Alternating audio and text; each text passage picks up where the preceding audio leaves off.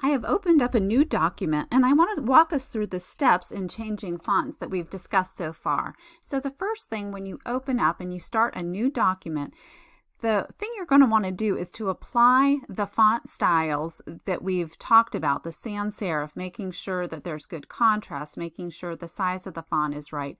And you could, when you're in the home ribbon and you're under fonts, you could go ahead and select from there that you want to change and you want to type in an Arial font. This is just a test. The problem is if you change font styles, which you will need to do, we're going to talk about the importance of using the different styles and headings. Let's change to a heading 1. This is heading 1.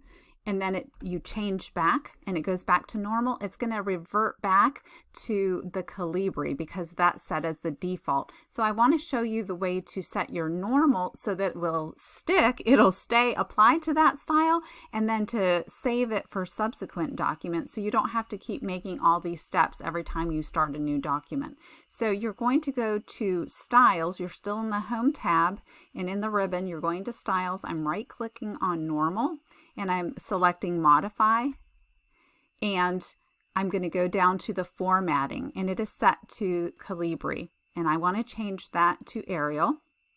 I'm going to leave the size because normal font is 11 to 12, so I'm going to go ahead and leave that to 11 point size. I'm not going to bold it, but I am going to change the automatic just to make sure. Let's make that black. We don't have colored copiers at work, and so I want to be sure that I go in and I change all the colors so that it's black, and so that I know when I print out a copy it's going to have good contrast. And I'm going to want to go down. There's the little radio buttons at the bottom. Only this document or new documents based on this template.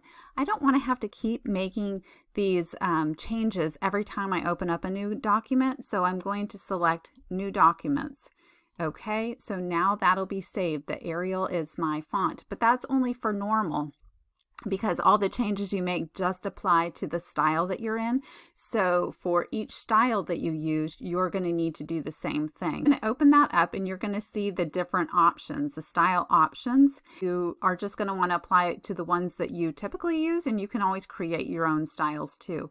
So let's go to heading 1 and modify that. And it is set as Calibri Light, and I want to change it to Arial. I think that 16 point is going to be large for my heading 1. You can always, once you get your document done, you might want to go in and change that. I'm going to make it size 14, and I'm going to make it bold, and I'm going to change it. The default is blue, and I don't want blue. I want to have a good, nice, clean copy with good contrast. So I'm changing it to black. And I want to make sure I apply it to all future styles. So then I select OK, and there I have heading 1. So let's put in a title because every document will need a title. And the title, the default on it, I'm selecting it, modifying it, is Calibri Light and 28 point.